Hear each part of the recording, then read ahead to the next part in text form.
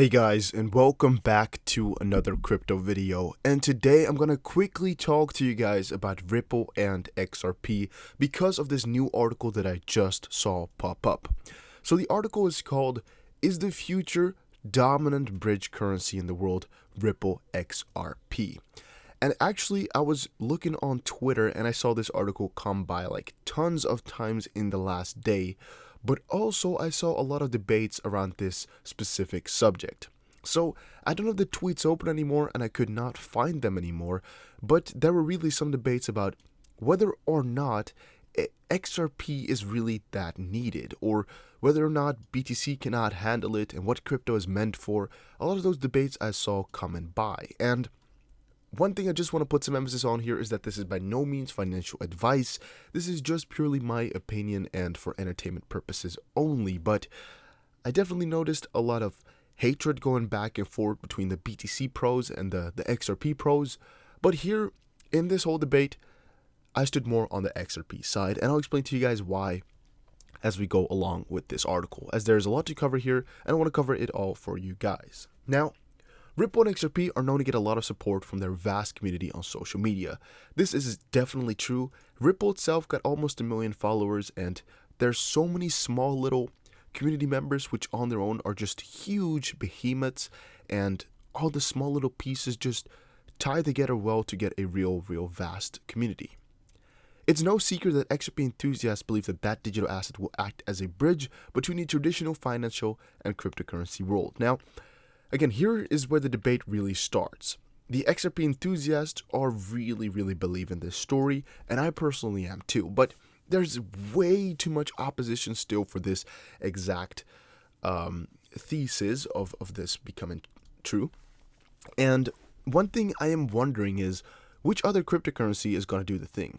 Like, one of the most I've seen is Cardano, one of the other most I've seen is BTC, and that's really basically where it ends. Like, for a cryptocurrency to really be that bridge, I think like the transaction speed is really important, and also just the stableness of the said asset, I would say. Now, as we saw in my previous video, one of the things that definitely stands out with XRP is how stable it has been over the longest period of time here. Like over the last half a year, it has just been like no price fluctuation whatsoever. You can see that people hate it for that, but I think that is actually making it easier to get adopted in the main world, or to set this bridge, because a lot of people are just scared for the crazy price fluctuations.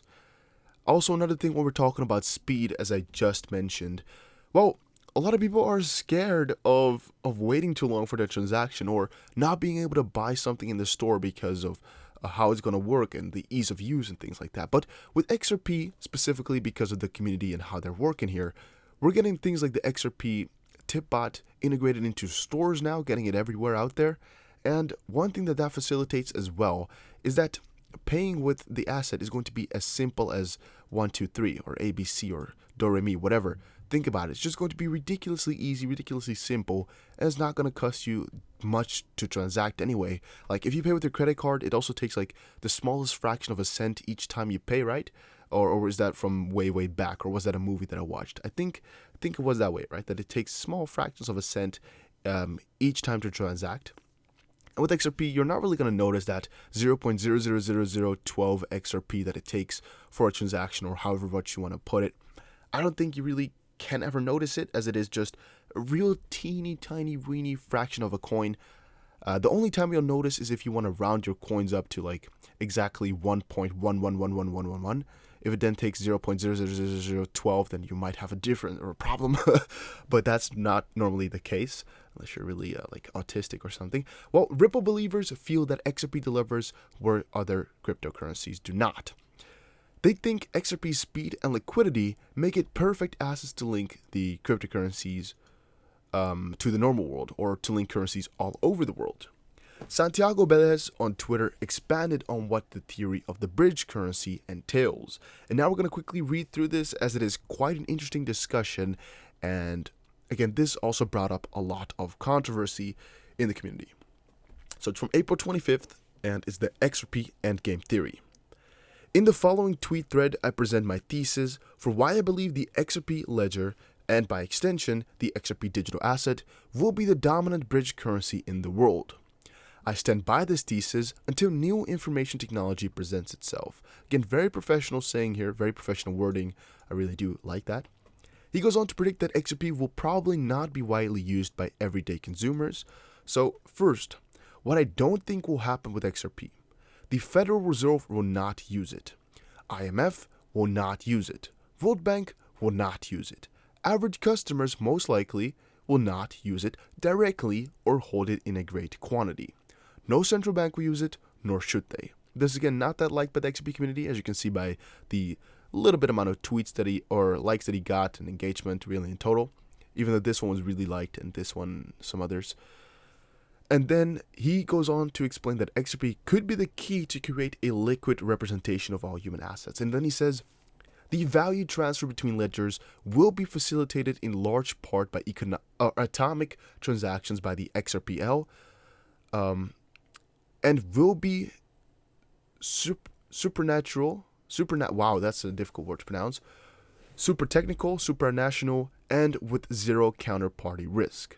That is the end game, eliminating all counterparty risk in human value transfer with XRP. And still, others imagine a future where XRP is all encompassing and it's spent on a daily basis by average customers and consumers. That is something that some other people are thinking.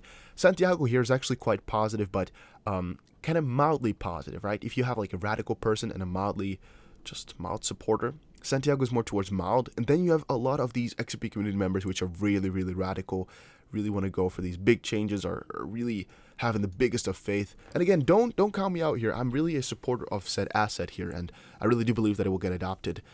Though the extent is always kind of a little bit of a debate, and I would like to know from you guys what you think on the situation. Do you think all the people in the world are going to be using it, or do you think it's going to be just for the crypto keen persons that are already in now? Do you think the crypto community will just keep on growing and thus and consume everybody in the longer run? It just depends on how you view the crypto adoption in general as well. Now, one additional point though from FinTech Innovator.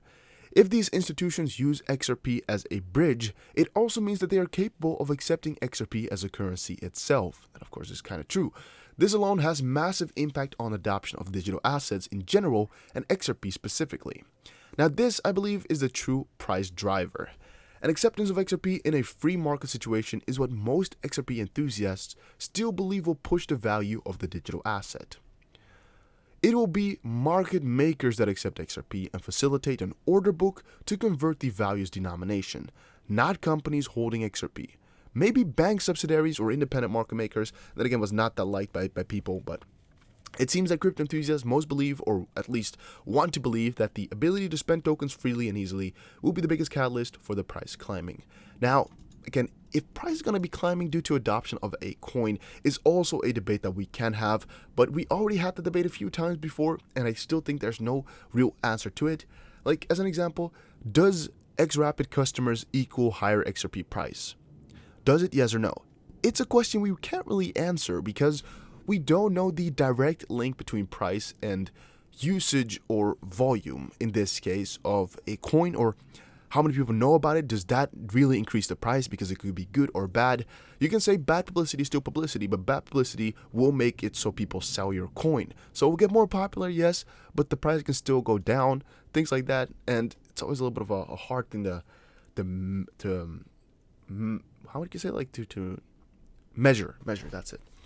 Ripple XRP drops 12 cents, but with Yoshitaka, fortunes will change. And as we already discussed yesterday in my video, but not that many people watched it, Ripple brought on board Yoshitaka Kitao, the president of SBI Holdings, and he is very, very bullish for Ripple. So again, he is now a director as well for Ripple, and I guess that's just really kind of cool. We already covered most of this yesterday though, so I don't want to put too much time into this.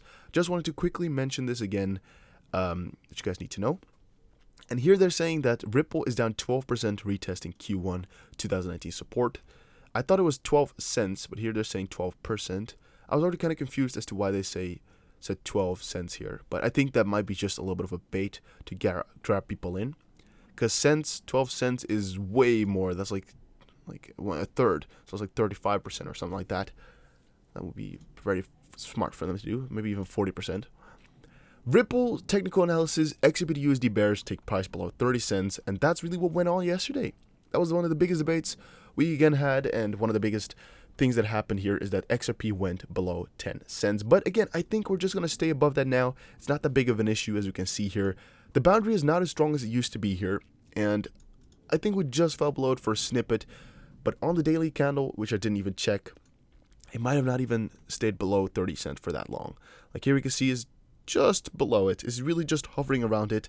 But it's hard to say if it's really still above the support or just below it. But we're not going to put too much time into that for right now, guys. Let's do that tomorrow in another crypto video. But hopefully you guys enjoyed, and I'll see you guys again in another one.